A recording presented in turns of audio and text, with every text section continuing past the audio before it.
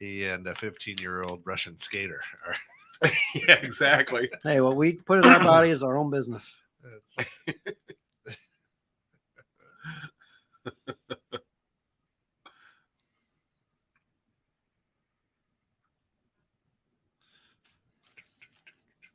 Come on.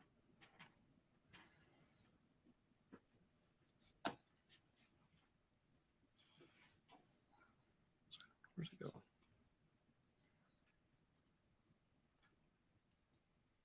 Are you ready? You think you can tell us what to do? You think you can tell us what to wear? You think that you're better? Well, you better get ready. Bow to the masters. Bring the world down! Welcome to Let Me Tell You Something, Brother. Join Tim and Tom for the ultimate show about sports entertainment and the world of professional wrestling. Learn the ins and outs of storylines and talent on each platform.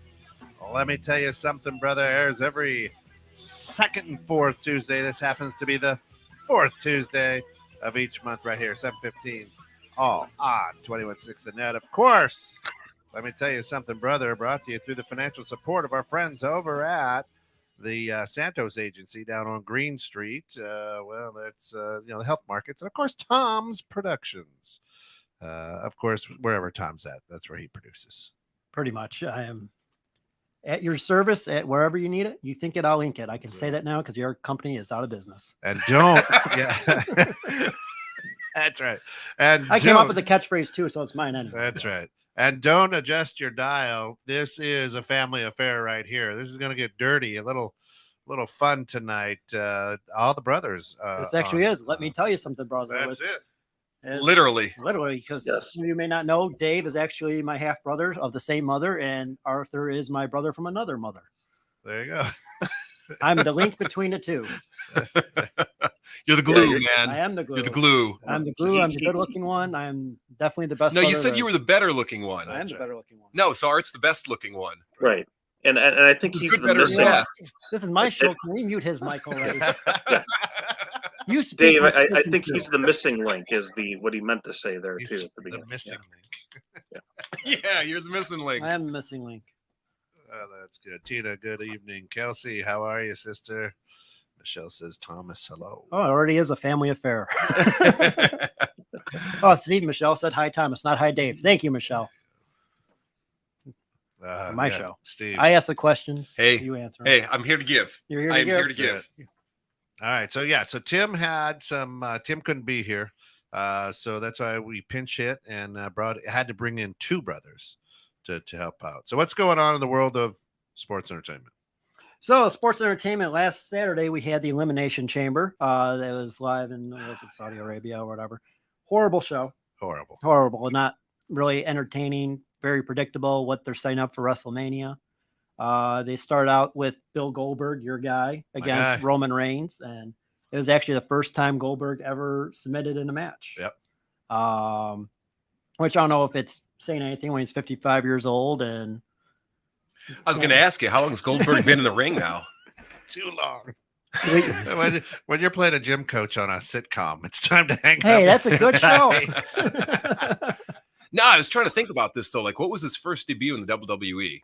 Like, what year? It was like 2002, I want to say. Okay. 2001, 2002. I mean, which, it's like my car. It doesn't sound that long ago, but then, like, you do the math, and you're like, that's 20 years. Yeah. And that's not the... After a football career, too. Yeah, absolutely. And he had like one of the worst ever WrestleMania matches then against Brock Lesnar. Is the issue with that match was everyone knew Brock was leaving and Goldberg, his contract was up, and the fans just took over that match, just booing both of them heavily. Yeah. And like at one point, I think Brock actually gave the fans the finger. And Stone Cold's the referee in there, and everyone's happy because he gave them both a stunner at the end. So yeah, he came through WCW. Goldberg debuted, was 173-0 against a bunch of jobbers.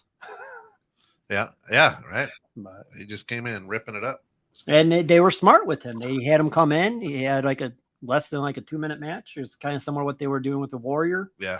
back in the late 80s, and he was just this dominant force. Come in, spear, suplex, done. Like 3 moves. Yeah. Him and Raven, big. They had a big feud. Him and Raven did back in the day. Quote the Raven, nevermore. Nevermore. Nevermore. But that was my issue with him, kind of like in WCW. He never really had the good feuds. It was just the highlight was against Hulk Hogan at the Georgia Dome, where he won the championship, and it was all downhill for WCW after that. He jumped the Shark Tank. Pretty much. Well, to be fair, it's hard to have a really good feud when you only have 3 moves. And you injure half the guys you're in the ring with using one of them. Hey, Art, So, well, that sounds like just your saying. favorite guy. I'm just saying your favorite guy was Ultimate Warrior. How many moves did he have? he had 3, 4. 10. No, he had 10. He had 4, Tom. Come on. There were at least 4 different types of clotheslines. So come on. He had the face. And thing. I'm not sitting here claiming that he's the greatest of all time or anything. I never. And said Ultimate that. Warrior. Now again, comparison. Ultimate Warrior did have a successful feud with Ravishing Rick Rude. Did have a successful feud with the Macho Man Randy Savage. Did have a successful feud with Sergeant Slaughter. How many did Goldberg have? Well, I'm You- not. you- I'm not a Goldberg fan. You got to talk to Ken on Raven. that one. So, Goldberg kicked our guy in the head Yes, and knocked yeah, him. Raven. And, well, yes, true. That is We're correct. Yeah. Well, and that guy being Bret Hart. So yeah, that's what ended it. that's what ended. They had a That championship was the match final against concussion, the other, huh? and during the match, Goldberg just kicked him square in the head, and Bret never recovered from that. He had to give up the belt. And that was that There you for go. his career, pretty much. He came back for a little short stint. Heartbreak that kid. Oh wow! But yeah, he had a. And Brett, thanks for tuning in. We appreciate it. Hey, Yeah, right. we will. I will do whatever I can to get Brett on this show at one point. It's only a couple $100 on Cameo. All right. So, being such an avid fan, Tom, I mean, we've heard about one incident between you and Art. I think it was on air, one of our first shows. It was a belt to the head or something, or it was something yes. crazy. It kind of ended Art's Yeah. career early on too. I mean, he was the up and coming star there, and Well, we were That- having that- a tag team at that point, which I didn't say. Is Fat Man and Blubber Boy was the name of our tag team. Oh. I don't know if Art remembers that name. Oh my God. There. Art does remember that name. Yes, and who was who? let me I was a Blubber Boy because I You're was Blubber Boy. BB. I was all always right, BB. BB. and I would like to share my side of the story. Yeah. We So knew this, Mike. I don't know. I don't remember what he said previously, but the incident that happened is I had gone to the bathroom and I came out. I opened the door to come out of the bathroom, and he swings the belt out of nowhere and hits me directly in the face with again. He wasn't a big kid, but everything he had everything he had in this swing, and I was completely unprepared for it.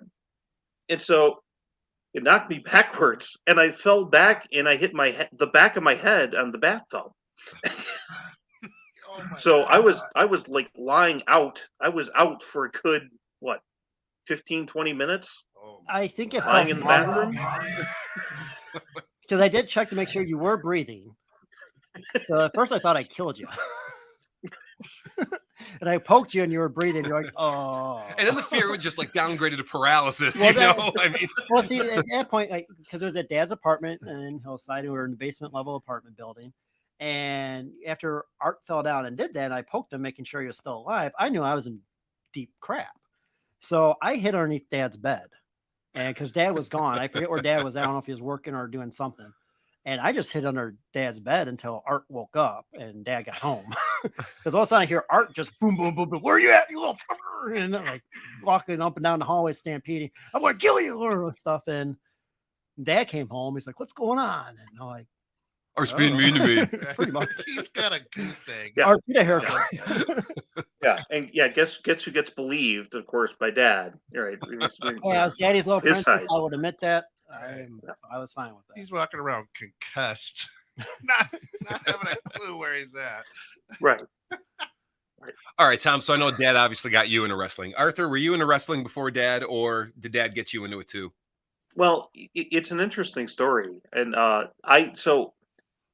my first introduction to pro wrestling was actually Rocky 3 in 1983. Clubber Lang. Right. Thunderlips. Well, not just Clubber Lang, but Hulk Thunderlips.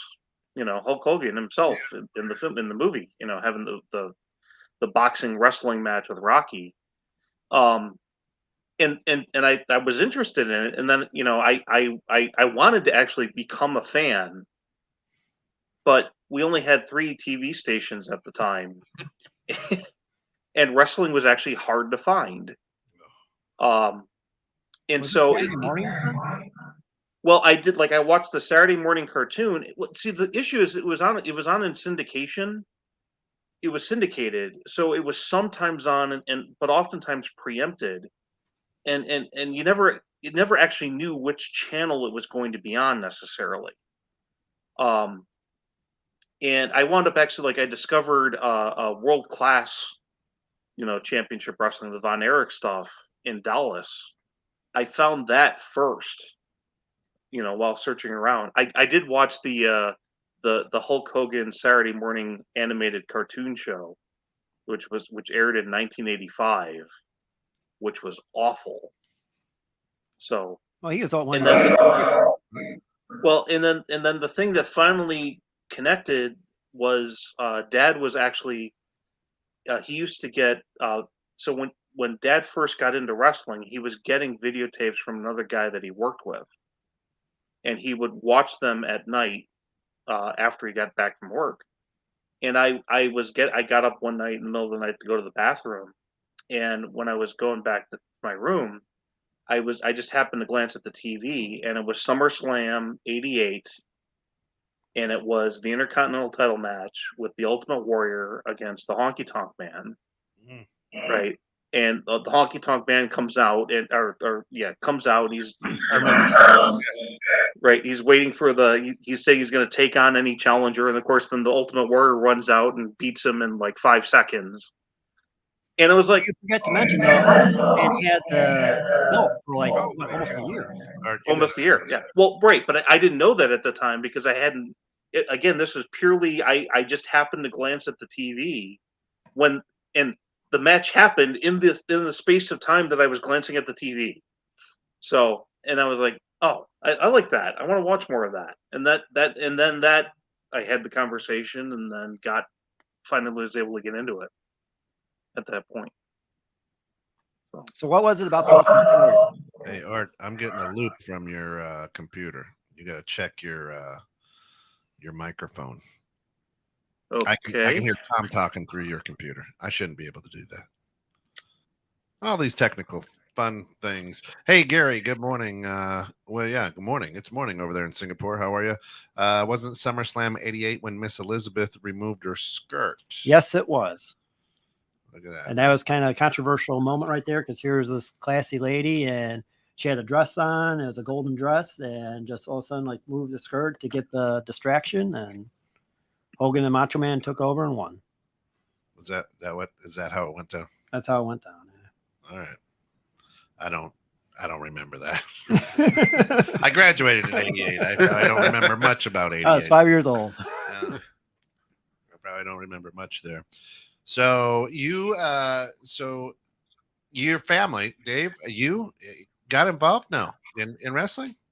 Yeah, I was a little later though. I remember that match, Art, and I mean that was everything a match should be. I mean, 6 seconds of Warrior against Honky Tonk Man, because Honky Tonk Man was that you just loved to hate him. I mean, he was the classic heel, and by this point in his career, also coming into it later, I mean, he's paunchy, he's overweight, not in the right ways. The whole kind of Elvis mystique going on, which just felt outdated. You just wanted to see the guy get pummeled.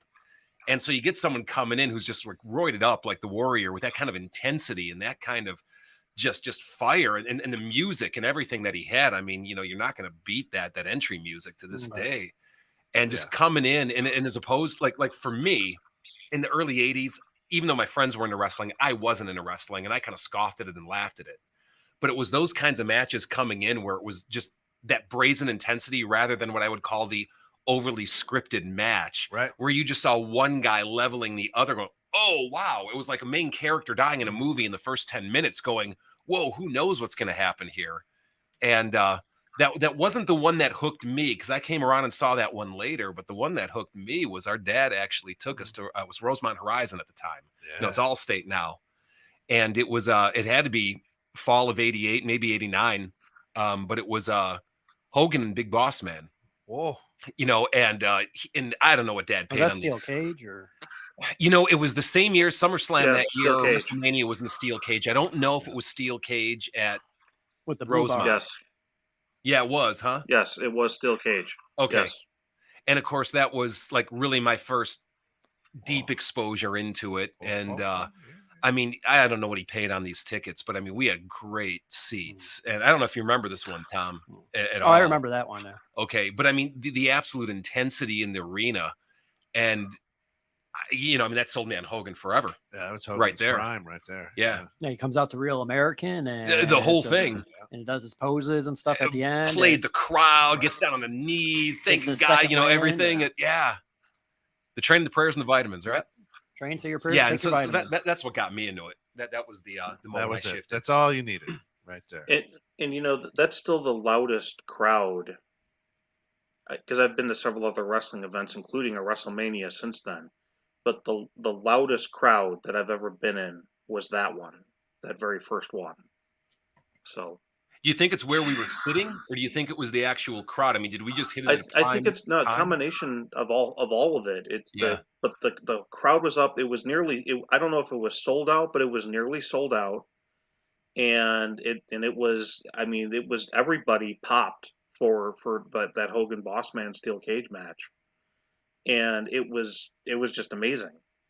And I mean, I just remember that we screamed ourselves hoarse. I mean, I couldn't Right. talk for a week, and we were walking around with that like nice spray or whatever you call it, you know, just yeah. See, but back then it was Saturday nights were a family. You had pizza and you got to drink a pop or something, and you watched All-Star Wrestling. Yeah. As a family. I mean, everybody would sit in there like, and then I don't think our mom ever watched it, kids. I don't know. no, I did. All right. Right? It was crazy. And that's right in the peak. So that was before what I would call the big productions, that the WWE has now with all the lights and fireworks. Glitz and stuff. glamour. Yeah. That was hardcore wrestling. But they were coming into their own because they still knew how to theatrically bring it in. Yeah, it wasn't the production you had like you have today, but. Well, at that point, too, the Warrior, he was probably the most cut up guy, right? I mean, you had Ravishing most Rick. ripped, yeah. You had Ravishing Rick Rude, I think, that looked all right, but he was kind of a D-bag. But, I mean, the Warrior came in, he had the armbands, he was ripped up, had the long hair. I mean, Yeah, the crazy they had promos. the look down. Yeah, Right, yeah, right. amazing. And just that intensity you come in at. Yeah, shaking the ring ropes, it was going crazy. Yeah. Yeah, it was pure adrenaline for whatever length of time he was in the ring. Yeah. And going back to that house show, I don't remember if it was that one or another one Dad took me to, but I remember like I wanted Hulk Hogan stuff. I wanted the Hulk Hogan bandana, the foam finger, and all that. Mm-hmm. And he came back and he had the Macho Man bandana and the sunglasses, and I was like crying. Yeah, you're like the 7-year-old kid just weeping, right? And then like I later asked him for he's like, oh, I returned it to go get your stupid foam finger.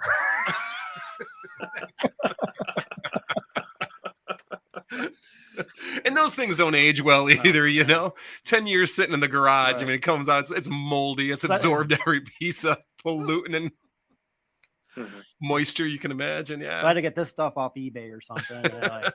Cheese from the nachos is in there. That's good. So AJ Styles, right? If we come back to modern day, just signed a big contract, re-signed with WWE, comfortable. Yep. I'm kind of worried about that. I mean, I know it's to prevent him from going to AEW, joining the former Bullet Club members, right? Because they have all the good technical wrestlers over there right now. And like Kevin Owens did the same thing. He signed that big contract, and he may have a good WrestleMania match this year. Someone may be coming out of retirement who hasn't wrestled since WrestleMania 19. So who's that? That's Stone Cold Steve Austin. You think he's going to drag his old butt in there? They are planting the seeds right now. Yes, they are. They are planting the seeds. Yesterday on Raw, Kevin Owens made a stink of how much he hates the state of Texas and nothing's good out of there. So they're setting up for not only one Steve Austin match, but possibly a couple down the road. He's been medically cleared to come back.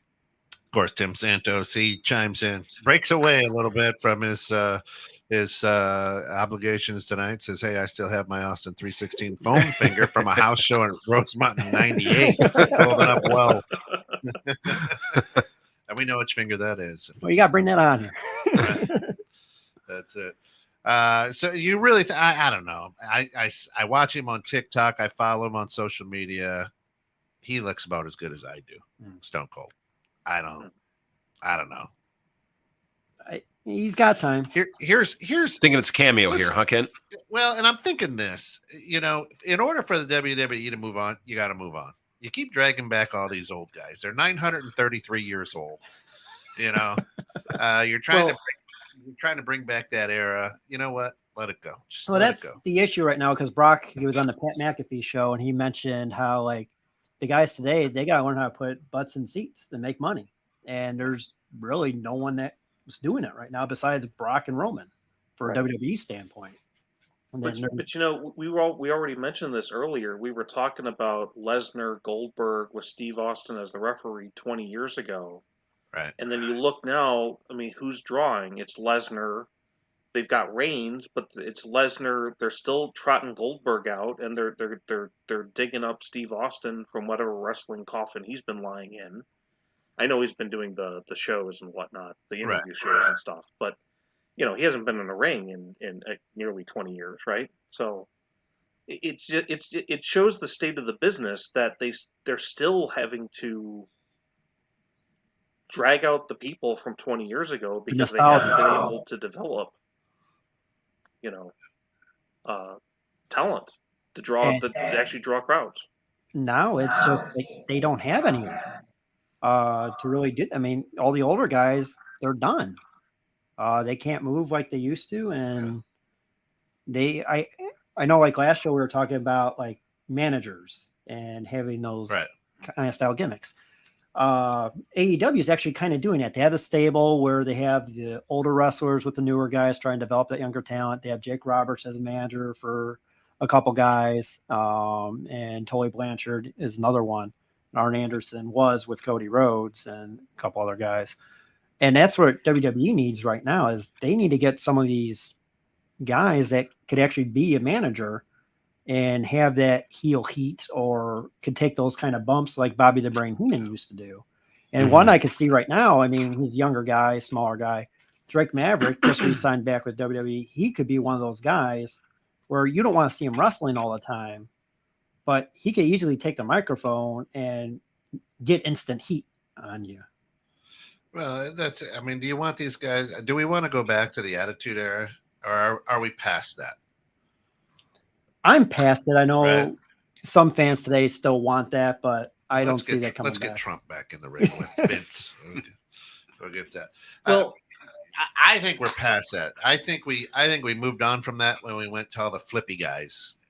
That's when I started to tune out, when it was all these guys flinging around the ropes and doing handsprings and flips, and it was exciting, but I didn't like it. I was like, I still want to see guys get in there and get bloody. I don't need them. I don't need a backflip off the top rope. You don't like the moonsaults? No. I don't think anybody wants to go back to the craziness of the Attitude Era, but they want what the talent was in the Attitude Era. The star power. Right. Guys they want guys like The Rock in Austin, and there's so many other guys that were on that card at that point that that's what people want, is they just want it to be good. Yeah, they want to, and again, your storylines and the way that you can create a talent, and what Bob Ross is over at AEW, and look, they're starting to move. I mean, like him or hate him, that guy can create talent, right? I mean, Jim Ross? Jim Ross. Jim Ross. What did I say? Bob Ross. I was saying there too. Go with it. They don't have happy trees over there. Happy trees. Yeah, all right. There you go. Like, because that would be a match I would tune into. Actually, Ken, you get Bob Ross. Bob Ross versus Jim And that's Ross kinda in the the connect- from the grave. Oklahoma right now, the Showdown. big news story from AEW was one of their former executive vice presidents' contract went up. Cody Rhodes, Dusty's son. Yeah, right. And he's now a free agent. WWE's kind of teasing that he's coming back right now. And what are they going to do with him? A lot of times Vince likes it when the guy goes away, starts building a name for himself, like Drew McIntyre did. I mean, there's other guys too where like they go away for a little bit, come back, gets another shot and a bigger push. There's other guys where Vince doesn't want anything to do with you, and he just wants to sign you to bury you. Burying you means like he just has you job out to a bunch of guys and make his talent look better. So a lot of former WCW guys, if they never were originally with WWE, the WWE developed talent, they just come in and get buried, kind of like they did with Sting when he came over. He had one win when he signed with WWE. They had him lose to Triple H at WrestleMania. They had him lose a championship match to Seth Rollins, which was then his last match there. And the only victory he had was against the Big Show. And that's kind of like Vince has always protected his brand. Well, Drew McIntyre started out with WWE, left, did some other stuff independently, got bigger, worked out on his craft, came back and became world champion and received a major push. He's still one of those guys right now that Vince sees as a main event kind of level talent, but whether he is or isn't, it's up for debate. All right, so help me out on this time a little bit, because I mean you're an absolute shaman when it comes to everything wrestling, to the point that I swear like you're in boardrooms and production meetings over, at the headquarters. What's up with Vince? Because I mean the guy's got to be like what, 78 at this point? At least. He's in his late 70s. He put his mansion up for sale not too long ago. I mean, when is he retiring? I know he's going to keep a share in the company until the day he dies and then inherit it out, or however he's going to structure it. But I mean, what degree is he still in the decision making here? He's still, and he's in control. He has final decision on everything on the matches. He's driving a lot of people nuts because he rips up the script right before the show, and they kind of just. So you're talking day-to-day management here. Then I mean, this is not just like overseeing the entire empire and going. Vince likes control. Okay. And this is a kind of funny story. I think Chris Jericho said it, where Vince loves control so much he hates sneezing because he can't control it. You cannot sneeze in his presence. He gets upset and would kind of yell at you or upset with himself if he sneezes, because it's something he cannot control. And that's where I think the rumor is now he's gearing up to sell. And I think he's going to sell to The Rock eventually. The Rock bought him out with XFL, is now making that blossom, where they just, I think yesterday, had a contract with the NFL. Vince never got that. The Rock had the connections to do that. I think they're like, if you watch Young Rock, you can see the history of Vince and the Rock's family, the Mayavillas, where he always has a special place for them. And I see coming full circle where Vince helped them out with their promotion, and now Rock comes in and is like, hey, Vince, I'll take care of this, take care of the company, I'll take over and buy you out. So that is my hunch of what's going to happen with him. And I think it's going to be relatively soon, probably within the next year or two. I mean, how's Vince's health even? He had a health scare a few years ago. He's been back on camera lately. But I think he is prepping. I think the steroids have kept him alive. Yeah. Yeah, it kind of pickles you a little bit there, right? Right. Yeah. That's right. Okay. Yeah, I don't know. It'd be interesting because then Disney will own the WWE more. I hope not. If they get Rock in there, right? The Rock. It may be a partnership. I hope not. Yeah, I'm sure it will be. And then you'll have all the. Oh, we get stormtroopers in the ring that way. There you go. Oh, please no. Oh, yeah, you know it's coming. The absolutely worst then I am done. Trained army ever. The stormtroopers. Oh man, let's see. Let's play a little game here. Time to play the game. Time to play the game.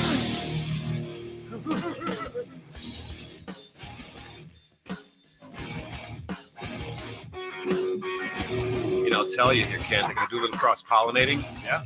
but we did this series at church where we took like modern songs and tried to match them up to Psalms, called it Weird Songs, Strange Prayers. Yeah. This is Psalm 2 right here, all the way, legit. So I don't think Triple H. I go Psalm 2, you know? No fucking your show on my show. Always cross-pollinate. It's always good. Why does God have nipples? He doesn't. Oh, he doesn't. Okay, so God doesn't have nipples. So why do we have nipples? Well, what else would I don't know why you have them, Tom. Oh my goodness! All right, meet the Fockers. They'll tell you why people have nipples right there. Of course, that's time for the best of, worst of, and here it is: the best of, worst of tag team non-A cards. So not the number, not like the Road Warriors, all those good people, top shelf ones. Mm-hmm. The best of, worst of tag team non-A cards. Go, Tom. I mean, as a kid, I was entertained by them, but growing up and watching them now, it would be the Bushwhackers. That's where my mind went exactly too. Going, do they count as A cards? Because they pushed them hard, but man, these look like your middle-aged uncles that were just drinking and doing yard work all day. That put on their tank top and camo pants and kind of got the the weird walk the and weird walk. licking your head and like, what that was, I don't know. I don't know either. So they're the best, or was it? That is the worst. That's the worst. That is the worst. And what are you thinking as far as the best? The best? I mean, because are we talking like have they ever won a championship? No, just Or- what you feel. You really enjoyed when this tag team came on, and couldn't believe it. Maybe they didn't win it all. I was kind of shocked with the Allied Powers. That was Lex Luger and Davey Boy Smith. Yeah, because there were these kind of borderline main event guys that never really were. I mean, you could argue Lex Luger was, but they had a very short run, and they should have been like that powerhouse tag team. And when I was younger, I enjoyed that connection because you had Davey Boy Smith from England, and Lex Luger was the All-American. Yeah, that would probably be for me then. Yeah. All right, Dave, what do you think? Yeah, I mean, it's tough when you're going the non-A-listers, and I'm not getting this guy's name exactly. It was either like Barry O or Bobby O, and I'm talking, the last name was just O, the letter O. And I remember he would come out, and he was a complete just, tool in the ring. He was just to take the beating and help other people progress. He had no costuming. He had nothing, just came out in the spandex shorts, and he would try to get everyone to go, oh, by doing like a big YMCA letter O over his head. And for the life of me, I mean, I saw this guy more times than a human being should. And hey, a mad respect to you for as long as you lasted in the ring, if you're listening. But I remember they ended up trying to tag team him at the end of his career. And for the life of me, I'm missing the name of it because he was the iconic guy going, he's doing it again. But yeah, so that's the worst, if not the Bushwhackers, because that is where my mind went immediately. And then best non. Man, it's tough to say for me. This is all right, you can challenge me on my answer on this because these are definitely A-listers, but Legion of Doom. Yeah. Because when I got into wrestling, they had already somewhat retired from wrestling or were out of wrestling for a while. And so I was meeting them brand new as they matriculated into the WWF at the time. I wasn't coming with their history. So I know that's not really the right way to answer this question. But for me, it was, who is this unknown group? But that was just coming out of my naivety of the history of the sport. If you're not going to let me go that way on it, let me kick that one around a little bit more. I'll kick it over to Art. Art, what are you thinking? I am in terms of worst. I'm having a hard time coming up with a worse example. Although what about the Bolsheviks? Well, the Bolsheviks, maybe the bullshit, but I guess with the Bushwhackers, yes, they were terrible, but they were purposefully terrible. Like that's what they did exactly what they were supposed to do. Yeah. And that again, they were there purely for the show, purely for humor. I don't know. The tag team that I thought of that like maybe the best, and this was one that that actually kind of caught a little bit of fire. Unfortunately, the two guys in the team didn't have great relationships with the company, and it wound up exploding. But you remember Power and Glory? Yes. So this is Hercules Hercules and Paul Roma, who I had never seen Hercules in a tag team before. Paul Roma had briefly been in the Young Stallions, who actually might qualify for the worst list here.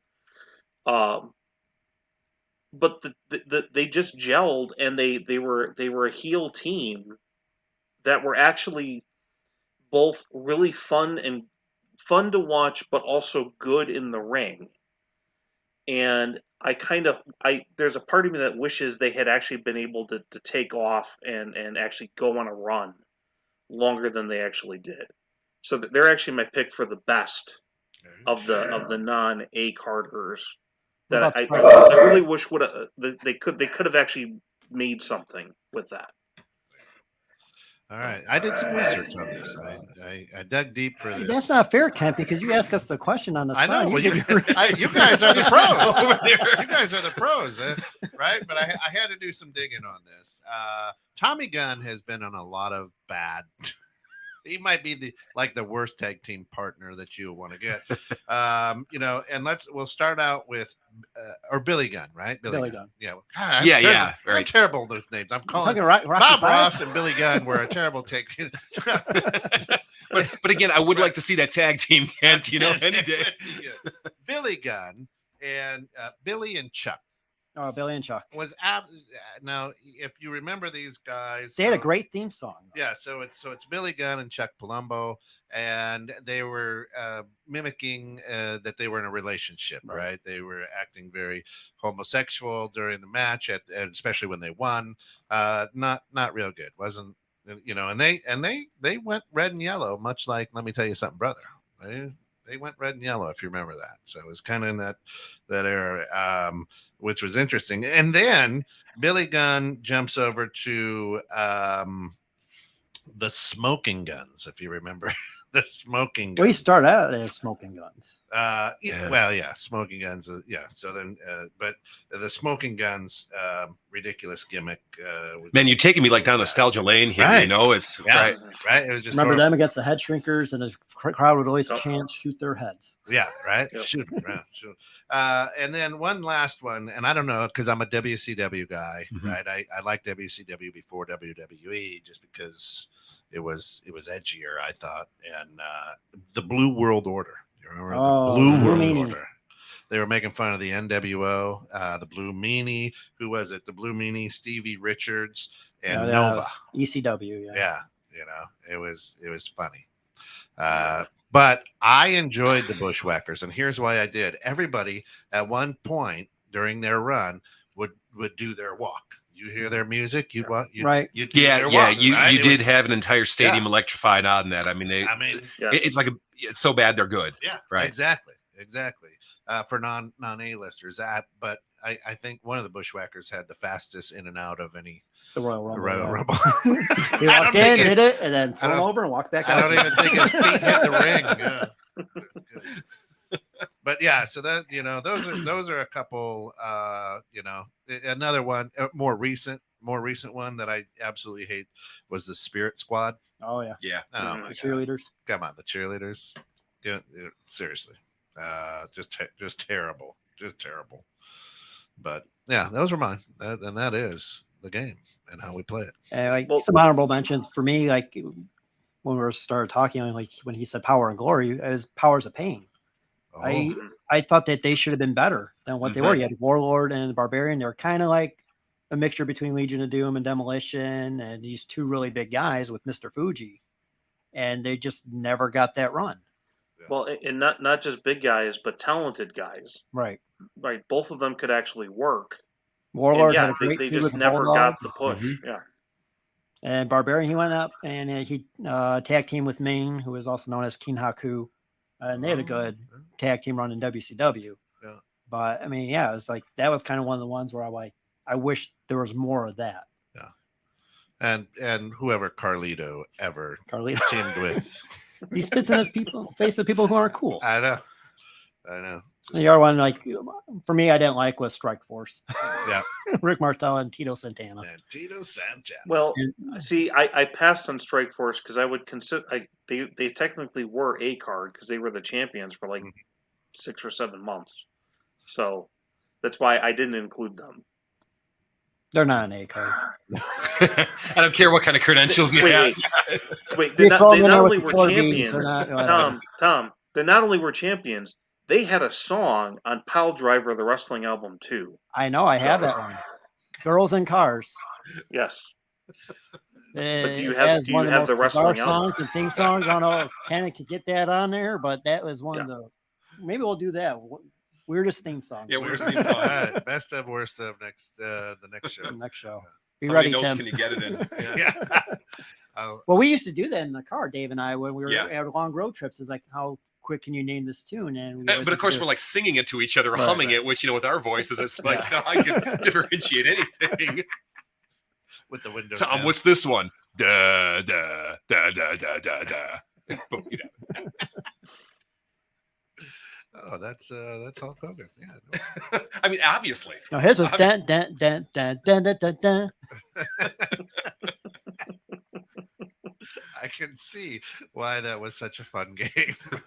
That's why our parents didn't take us on too many road trips either. Shut up back there. Well, when you have to listen to WGN talk radio all the time, no music, you had to make your own. And for all you people out there with WGM, their thoughts and all right, you're tuned in 21.6 and that, of course. This is Let Me Tell You Something, Brother, the show all about sports entertainment, and we entered Bob Ross and a Tommy gun, into this show tonight. We're going to be tag teaming in 2023. Which is fantastic. However, tomorrow is a great day for shows here at 21.6 and that. Of course, we've got started off with Innovative Strategies with Bill Hasse right at 9 a.m. Great show on small business and financial literacy. Then followed up at noon 30 right here live. Questions you never thought you could ask in church. You might see a certain somebody in there. Tom, we'll see you tomorrow. I'm not allowed on that show. You're not allowed in church. What? Yeah, wait, no, what? And then at 5 is Two Ball Guys and Mike. So great. 5:30, Two Ball Guys and Mike. So a great day tomorrow of live shows. Come back, like us, follow us on social media. We are looking for 1,000 subscribers out there on YouTube. You can be one of them, right? 2222 today, right? 2/22/22.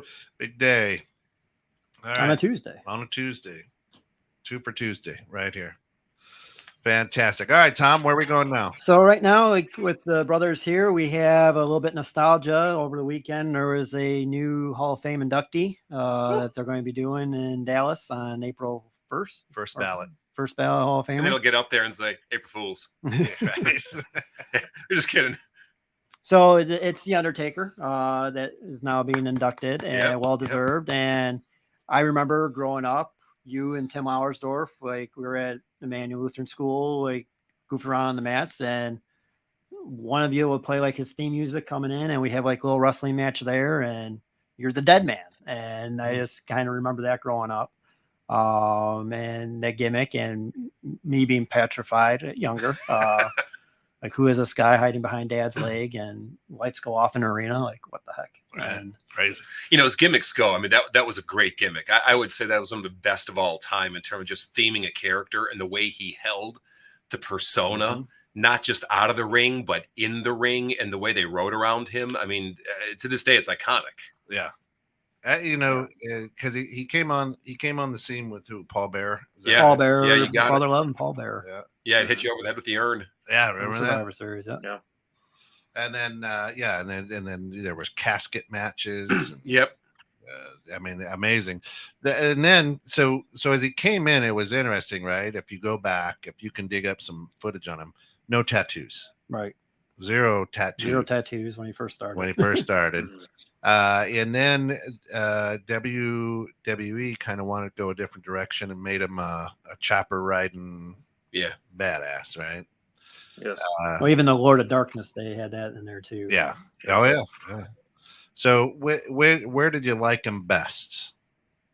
Where I like him best was I mean, for me, was early on in the career. I Mhm. mean, like he was the only guy. I mean, I'm sure guys in previous eras used to walk on the rope or whatever, with the old school clothesline, That's right. and just the grace that he had with it. That's He was this 6'10". big 6 And foot 10. exactly for his size. And It was he was a ridiculous. slow, stealthy moving guy. And it's just, he was like a lion on his prey, just slow moving, like Mike Myers in Halloween, just walk in and he'll get you. And for me, I mean, I always liked that mystique that he had, the power of the urn. I didn't really care for the American Badass gimmick, but Mhm. you know, Yeah. sometimes guys have to go try something different because it gets old and stale. But what did he go back to? He goes back to the original Mhm. kind of Undertaker gimmick. Mhm. Yeah, and as far as it goes, absolutely one of the best finishing moves ever. Yeah, it wasn't a leg drop. You know, Right. It wasn't the people's elbow. Sorry, Tim. Right. The Rock has been mentioned, Tim. Come on. Right. It was a tombstone pile driver. Then he'd fold the hands over the chest. Mhm. Count them out. Right. Put his hair back and eyes rolled up. That's it. Tim says, And with the confidence that he would leave it too, it's Yep. like I don't have to keep him down. I know he's down. You just get up, walk away. Dead. Yeah. Dead. Tim says, I liked him early, but I also thought the American Badass was a nice change to refresh and humanize him. I know Tom would disagree. You are correct, Tim. Well, I'm kind of in between the two of you guys because I agree with you, Tom. It was not the best version of him by any stretch of the imagination, but it wasn't. It certainly was not bad. I mean, there have been other gimmicks Yeah, I'd that agree. guys have been saddled with that are, Duke the dumpster Grossi, right? Oh yeah. So, and yeah, I would, and Dave, to what you said, I would argue that the Undertaker is arguably the best gimmick of all time. It's lasted 30 plus years at this point. And yeah, they did occasionally shift things around and refresh it, but he's been that character for that long and been a staple for that long. Even though yes, the best years were probably the earliest years when he was, before his body began to break down. Absolutely. When he's in his prime and when the gimmick is still fresh. Right. Right. But the fact that I mean, even up through the match they did, Tom, the match they did in 2020, right, with AJ Styles and They just the video production match, yeah. Mhm. right. Even that, it works because the gimmick works, right? It's not great, but it still works. And yeah, I mean, and that's like he's going into the Hall of Fame. That's like no surprise at all. Have a hall. Right. Especially in Dallas. Yes. All right. So think of the best, your favorite match with the Undertaker. Right. I can think of, I believe I'm right. It's him and Bob Ross. Him and Bob Ross, yeah. I love that one too. Yeah. I think it's he and Shawn Michaels in a cage match.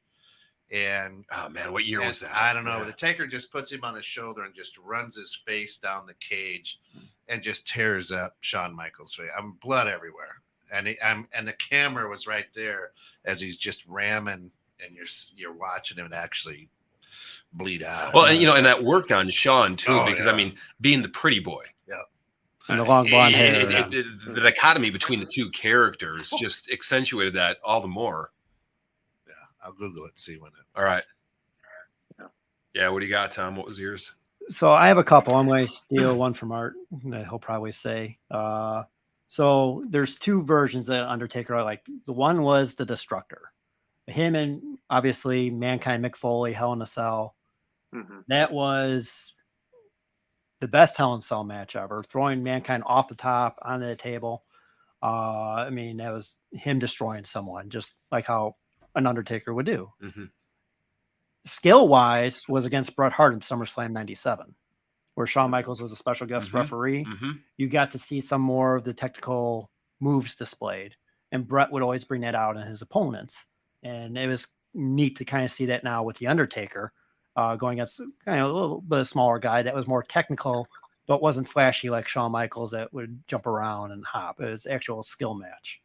So those would be my top two. Top, yeah. Yeah, thanks for stealing both of mine. I can give you my worst Undertaker match. I know that for sure. Worst. Kamala? The worst is the Undertaker versus Giant Gonzalez at yes. WrestleMania 9. That was your favorite WrestleMania, Art?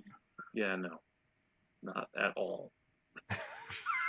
That was the WrestleMania Art stopped watching. So it was the first ever Hell in the Cell. Okay. What was that? 97? 97, 98. Mhm. I think it was post Brett. Yeah. So that I'm just looking at a bloody picture. I mean, he made Shawn Michaels look like a hamburger. It was a good one. Mm-hmm. The original. Oh, the original. Okay. Hell in the Cell. Mhm. Yeah. Mm-hmm. Tim's saying I'll go Undertaker versus Kamala. And I did enjoy that one as a kid because Kamala was deathly afraid of the casket. Yeah. Really. And his reaction and all that. Yeah, he played it well. He played it very well. Yeah, that was a good one. Yeah. Kamala. Wonder what he's doing now. I think he's dead. Retired someplace. Is he? I think he actually died. I don't know. That was a joke. He said. Hey, we can't pick up your sarcasm here, Tim. Should have been in studio. You need a sign that says sarcasm, Tim. He didn't have the emoji though with the crying eyes, or How about you, Dave? Do you have a favorite? I remember him more by an era than I do by a specific match. I'm not going to argue with the Bret Hart match by any means whatsoever, but it was more just an aura about seeing him, and who he was against was almost secondary to me, as opposed to just seeing him and the theatrics around what he did. And that has the biggest impression on me. The verses was almost insignificant to me. And again, I'm talking the early years back, I'm not talking, the later reiterations. Back when he was pale. Yeah. I was drawn into the production of him, the persona of him, more than I was the match itself. But if you're going to force me to it, I'd go Brett. Yeah. I mean, it was good. Kamala. Yeah. Kamala Harris. Actually, August 9th. Who's also wrestling with Bob Ross. Died from COVID complications of a heart attack in August of 2020. Okay. So, okay. There you go. So it wasn't too long. And I think back with the Undertaker too. I mean, it was always his entrance. You just heard the bell. You heard the bell. The lights went out. Yeah, and then over the years, you get more theatrical with the lightning bolt or whatever.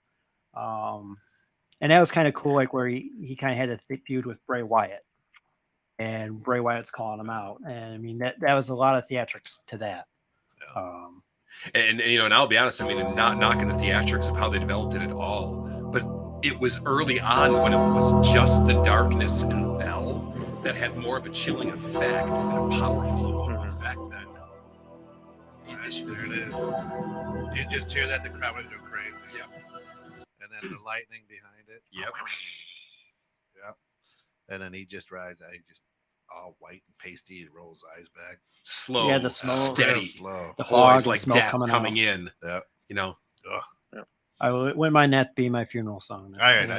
I want my pallbearers to take me out with that song playing and lights out. I don't care. I'm dead. So American Badass versus Jeff Hardy, when Jeff wouldn't quit, was a classic, but mostly because of Jeff's performance. Right. I would agree with that, Tim. No, that was a good one too, though. Yeah. Again, Hardy, one of those flippy guys. God love him. Yeah. Well, and since it hasn't been mentioned, I will say I did like some of the Undertaker Kane matches as well. Oh, yeah.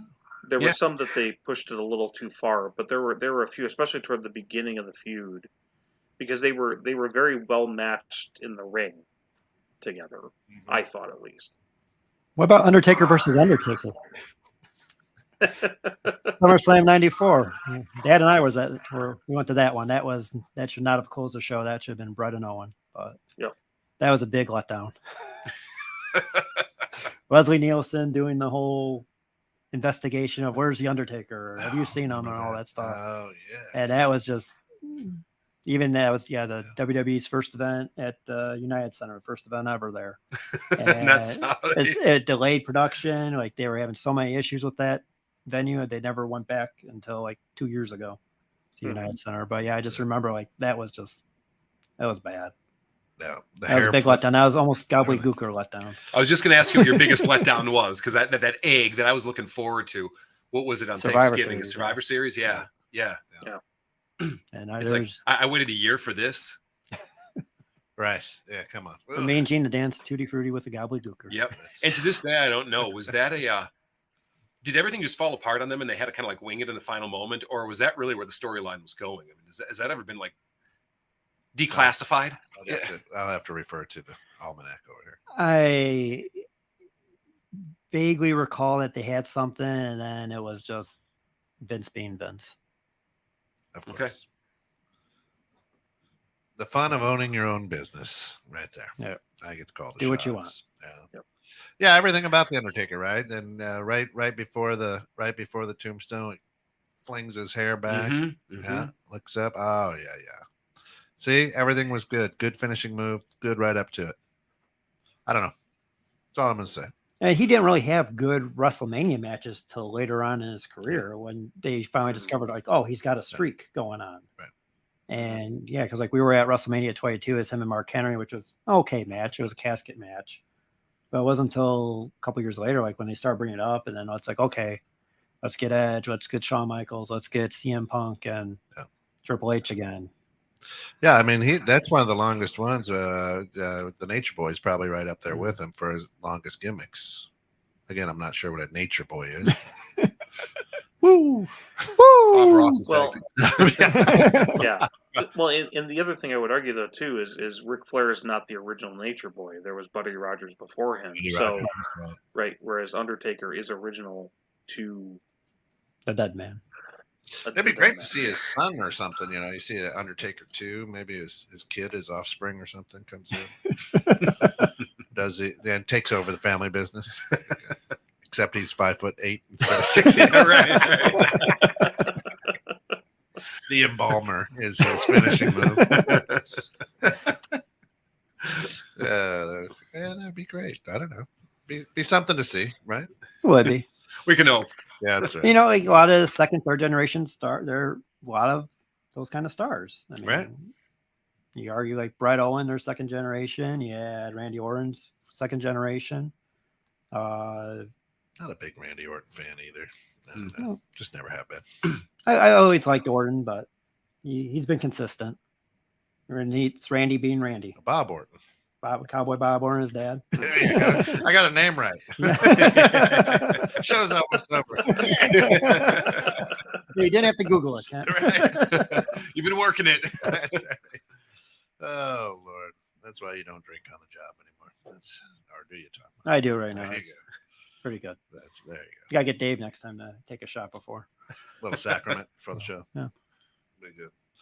All right, so we're closing in right here on the back end of this. We got about 3 minutes left. Anything you want to cover AEW wise? AEW wise, I love midget wrestling. That's one of my favorites to watch. AEW wise, the big thing is I believe March 5th or 6th. It's their next pay per view. Yeah. It's CM Punk against MJF in a rematch. It's a dog collar match, which is going to be, I'm going to guess, going to be exactly the same as Roddy Piper and Greg the Hammer Valentine. Knowing how CM Punk wrestles, how he likes to copy matches from the past, they will probably do this step by step. Verbatim. Yeah. So yeah, I'm with you, Tim. Tim says go MJF. I'm with you. Same here. I'm with you on that one. Go away, Punk. Yeah. And really, the last two for both companies, the last two pay-per-views weren't all that well received. I don't think it wasn't that watched. Not really. In WrestleMania, I'm kind of worried of it still being 2 nights. It's your Just take your best matches. That's it. You don't need to have 2 nights. Just take your best and leave it at that. Yeah, I think you're right. All right. Anything else, Dave? Anything for the road? No, good to be here today. Thanks for having me on the show, and Thanks for good coming. good to go down the wrestling road again, back into the last 30 years of the journey when it started for me. The three-man tag right here. 3-man tag. Original Demolition. Yep. Original. Nice. It's going to be the most spectacular 2-night WrestleMania of all time. They say that every year, Tim. I don't know. Two nights in a row is too much, maybe. 2 4-hour nights in a row. Right. Might be. Yeah, I mean, no. I had enough of the Olympics. I don't know. Right. That first night, I might go see Fozzy and Aurora. Go see Chris Jericho's band. Oh, yeah. Is he going to be in town? He'll be in town April 2nd in Aurora. Or is it April 1st? I forget. Whatever that Saturday is. Whatever it is. Yeah. Nice. All right. That's going to wrap it up here for us. Art, anything on the way out? I didn't ask you. No, just, glad I could join in this way. Hopefully this worked out all right. So We'll work on we'll work on your speaker system there, but we'll figure it out and have you back. all right. Sounds good. Tell us what to wear. All of us here, 2169. Thanks for tuning in. Let me tell you something, brother. We'll see you tomorrow morning. Innovative Strategies followed up at 12:30 by questions you never thought you could ask in church. And finishing the day at 5:30 will be 2 ball guys and Mike.